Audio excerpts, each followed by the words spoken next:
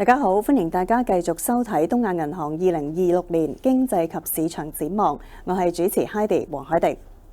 香港樓市喺經歷過一段比較長時間調整之後，開始有回升嘅趨勢，市場嘅氣氛呢亦都好轉。咁講到樓市啦，梗係揾行內人同我哋傾下啦。今日我哋好榮幸咧邀請到有中原集團創辦人兼主席施永青先生同我哋傾下樓市嘅前景嘅。施生你好。你好。嗱，有人就話香港嘅樓市咧已經係寒冬已過啦。整體嗰個投資氣氛亦都因為個減息預期之下咧而有所提升嘅。咁究竟香港嘅樓市前景又係點呢？係咪值得大家去繼續睇好啊？大家有咩 tips 咧？你可以俾到我哋。我基本上認為香港嘅樓市咧已經渡過咗熊市㗎啦嚇。其實就樓價下跌嘅年份咧就係2022、23、24到25年咧，其實基本上已經叫見底回穩，堅開始上升㗎啦。全年計咧，如果由年頭到年尾咧，住宅樓價咧就升咗大概4.7% 啦。而從嗰個低位計咧，就升咗差唔多7% 嘅。咁雖然咧就幅度唔係好大，但係一個趨向性嘅改變咁之前咧就喺個底部增持我喺24年嘅時候咧已經估計個樓市嘅底咧係一個 U 型嘅底，即係佢係翻上嚟嘅時候，初係比較緩慢嘅，喺個圓圓地嘅角度上升嘅。咁但係呢個復甦期咧，而家已經過咗㗎啦。我估計去到2026年咧，樓價嘅升幅咧係會加劇嘅。咁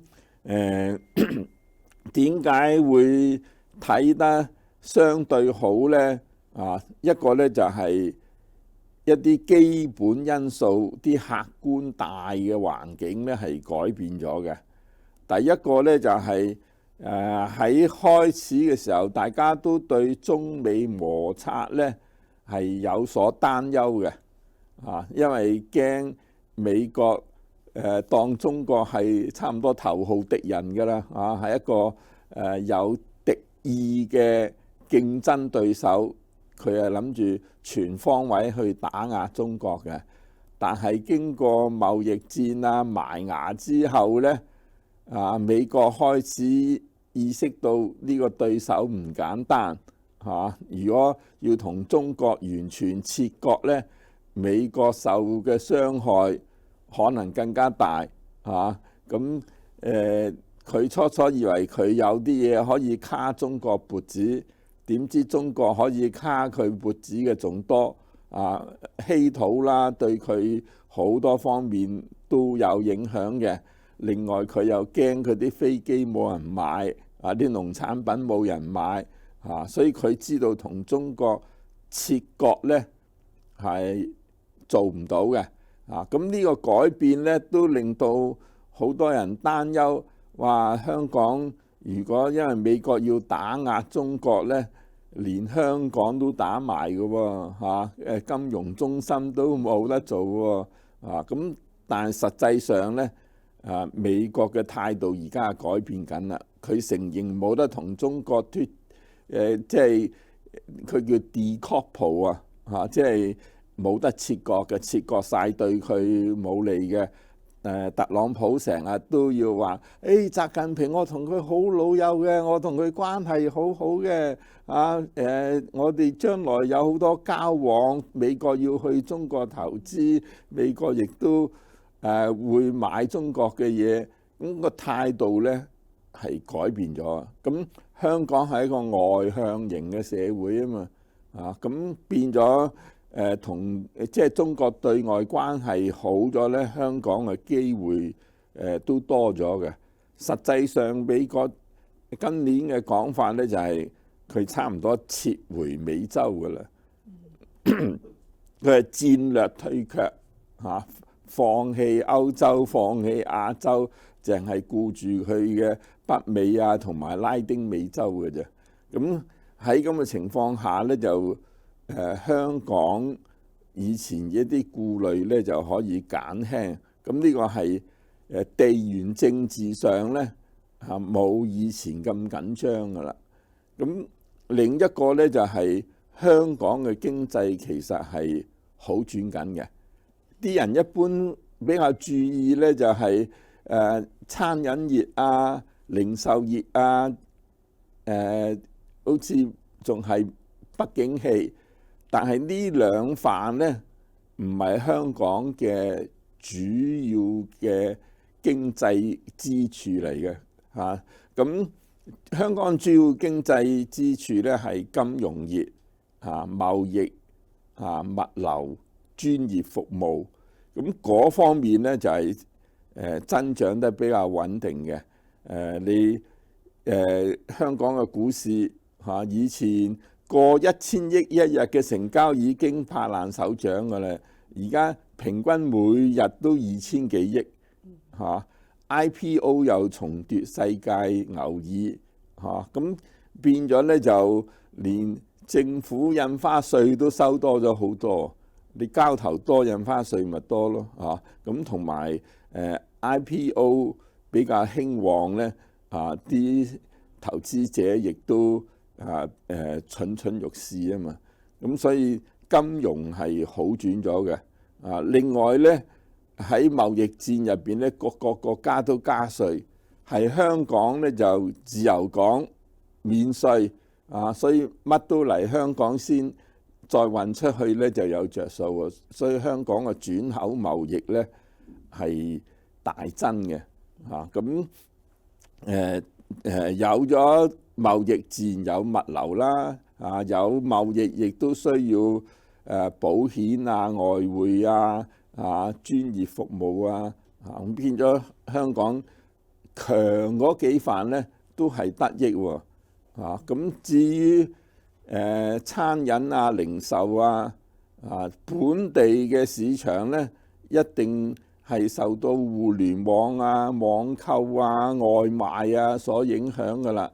但係香港好在遊客多，遊客就嚟一日半日，好少搞網購嘅shopping 係佢哋嘅重要活動之一嚟㗎嘛。所以香港嘅鋪位受個壓力咧，應該好過其他冇旅遊咁發達嘅地方嘅鋪位所受嘅壓力嘅。咁加上美國減息啦咁雖然有時聯儲局都放下啲鷹派言論嘅，但係我認為美國嘅嚟緊都係取決於特朗普咁特朗普就講到明啊，佢要減息嘅就嚟換聯儲局主席嘅佢話冇可能俾一個唔支持我見解嘅人去做聯儲局主席㗎嘛。咁佢嘅見解係咩咧？就係要減息先對經濟有利咯美國咁多外債你淨係俾利息都有排俾，所以減息又有利於美國嘅經濟，有利於美國嘅財政咁所以減息就減硬㗎啦咁呢啲都係對樓市上升有幫助嘅。除咗呢啲基本因素之外咧，我都仲想講兩個因素嘅一個咧樓市咧係一個周期性比較明顯嘅市場嚟嘅。咩叫周期性比較明顯呢？即係佢一跌就跌一輪，唔係跌股市啊上上落落上上落落嘅。佢一上就上幾年，一落又落幾年。佢由牛市變熊市，熊市變牛市，都係一個波浪式，個周期係好清晰嘅。一轉勢就會轉一輪㗎啦。咁而家咧就基本上可以確定咧，25年就係轉勢。咁轉勢就唔會即刻又轉翻轉頭嘅，轉咗勢咧就會持續一一段日子嘅嚇。咁點解會持續一段日子呢？就係因為樓呢樣嘢啊，係一種生產期好長嘅商品嚟嘅，即係佢一旦發現供應不足呢，你知道都補唔返嘅嚇，因為你而家知道啊供應唔夠啦，你先至去買地起樓喎，3-5年都未起到出嚟㗎，一啲大嘅項目成10年8年先至有貨賣㗎，咁變咗呢，就明知唔夠都無藥可醫，咁唯有俾佢升一輪先至可以慢慢調節嚇。咁跌嘅時候都一樣嘅，嗰塊地都賣咗俾你，政府同你簽晒合約，根據賣地協議，你幾多年內要投資幾多錢落去，要起幾多單位出嚟，你唔起啊，唔止罰款咁簡單㗎，仲會連塊地都收埋你㗎啊！咁所以一起呢，話多得滯喎，點算啊？話你嘅工程就揾咗建築公司去負責，銀行又借咗錢，冇得停㗎啦嚇。咁所以跌起上嚟會跌一輪，升起上嚟亦都會升一輪。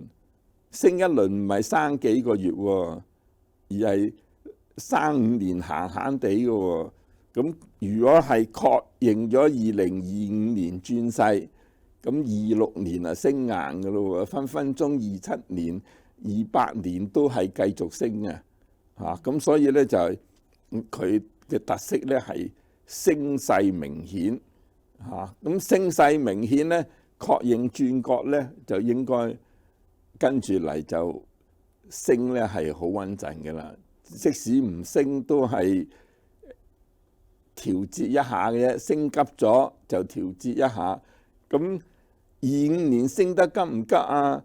唔算急啦，你成年先升得嗰半成，咁所以26年呢就應該會升急啲嘅嚇。咁呢個係我睇好嘅一個技術原因啦。另外仲有一個問題呢，而家呢就你都會留意金價、銀價都升得好犀利。點解金銀嘅價錢會升呢？因為呢兩個貴金屬呢都有佢嘅貨幣屬性嘅，即係佢係歷史上俾不同嘅民族都攞嚟當錢用嘅，係一種等價交換物嚟嘅。咁而家呢個世界呢，現有嘅貨幣系統呢係受到質疑嘅啊，因為現有嘅貨幣系統就係美元系統啊嘛。咁美國政府借嘅債越借越多，不斷地印錢嚇。即係你如果有個朋友成日碌爆卡嘅啊，借完銀行啊，借財務公司，借完財務公司又借貴你都知道佢嘅收場㗎啦。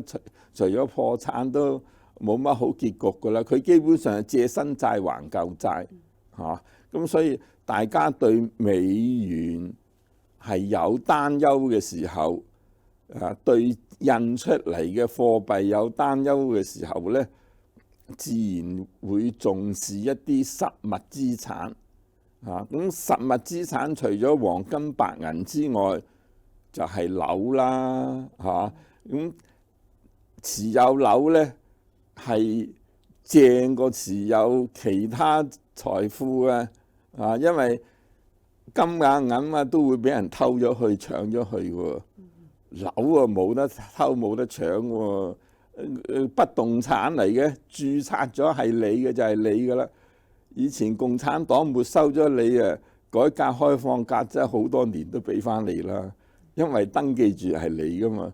佢想發展房地產啊，想開始做生意，咁佢都要尊重私有產權啦啊。所以樓啊係你嘅就係你嘅，金啊銀啊冇息收㗎喎。樓啊有租收喎，除咗有租收，佢仲可以用添。你投資咩嘢有得用啊？你投資啲股票唔唔通攞嚟做牆紙咩？嚇，冇得用噶嘛。樓又可以用得，又可以投資嚇，一路住唔使俾租，一路又可以享受升值喎。所以咧就喺貨幣系統出現即係問題嘅時候，大家有擔憂嘅時候咧，就會多啲人去買樓噶啦。所以我自己覺得咧，大環境基本因素向好，技術因素亦都向好，加上貨幣嘅即係貨幣系統出現問題，啲人有所擔憂所以轉去實物資產嘅機會增加。呢個係我睇好26年樓市嘅主要因素。嗱，頭先你都講到啦，就話即係個樓市係一個周期性迎嚟一個升幅啦，嚟緊會係幾年嘅。咁嗱，我諗觀眾即係大家都好想知道就係例如先講今年2026年，你估計嗰個樓市嘅升幅會係幾多咧？同埋長遠計喺呢一個週期入邊，由個低位，你覺得可以反彈到幾多咧？嗱，關於嗰個幅度去到具體數字咧，你問我即管講下嘅啫。呢樣嘢咧就嚟緊好多變數嘅，就好難話100%準確。但係有一啲嘢我比較確認嘅，就係個底咧已經見咗啦。嚟緊咧係開始上升，升勢會加快。咁25年升得相對少啊嘛，咁26年一定會快啲啦。咁25年得半成，咁26年1成即係起碼1成啦，好啲去到成半咯。咁呢個係指住宅樓啦。就工商鋪嗰啲咧就會慢少少，因為佢始終都受到互聯網嘅影響，網購嘅影響，但係住宅好啲，佢嘅氣氛都會好啲。希望核心地區首先改善，咁然後慢慢蔓延出去啦。我估計26年咧，工商鋪方面咧，有機會開始見底回穩咁喺咁嘅情況下，銀行嘅態度都會改變嘅咁咧就啲投資者嘅處境會有所改善。嗱，另外咧，我哋都收集到有啲即係社交媒體上邊呢一啲即係觀眾嘅問題啦。咁除咗講緊嘅樓價之外咧，大家都好關注就係個租金嚟緊個租金走勢又會係點咧？租金咧之前咧喺樓價跌嘅時候，佢都唔跌喎。咁一個咧就因為政府開放咗外地嚟香港讀書嗰啲學生嗰啲名額本來2成去到4成，而家去到一半都得。咁變咗咧就多咗啲學生有啲學生就有啲家長陪埋一齊讀書啊嘛，所以對租嘅需求係增加嘅。所以我認為咧就租都係嚟緊，都係一個樓市嘅支持嘅因素嚟嘅。咁但係升幅咧係冇之前咁好噶啦。點解咧？因為之前咧有啲人擔心樓價下跌，就改咗去租啊嘛。即係佢買樓，如果樓價跌咧，會招致資本值嘅損失，所以佢就轉租住先，冇咁大風險。但係樓市見底啦，利息又低咗啦，咁佢就會轉咗去買。如果佢轉咗去買咧，租嘅需求就會降低。咁另外咧，利息下跌咗之後咧，啲啲人對租金回報率嘅要求啊，都會降低嘅。咁變咗佢可以接受，業主會接受低少少嘅租金啦。咁所以我自己覺得租呢就會反而會升，可能都仲會升，但係冇之前升咁多，因為有一啲使用物業嘅需求唔係以租嘅形式出現，而係以買嘅形式出現咯。咁延伸落去，亦都有觀眾問到咧，就係話會唔會嚟緊個交投方面啊？特別會唔會更多市民會去入市去買樓咧？咁當然啦，因為你租咧，表面上可以避免樓價下跌嘅風險，但係佢亦都會有樓價上升，你冇買樓你失去咗嗰個升值嘅機會嘅風險噶嘛。咁你租樓咧，你一世都要交租喎。你買咗樓供甩咗咧，你做咗業主你就唔使再為住嘅問題付出咁多開支，你嘅生活水準啊會提升。所以買樓亦都有佢買樓嘅吸引力，樓價一升咧就會多啲人去買樓噶啦。咁發展商方面啊，2026年嚟緊佢哋即係預計嗰個部署啊，或者個策略會係點咧？對於一手、二手樓嘅影響又係點咧？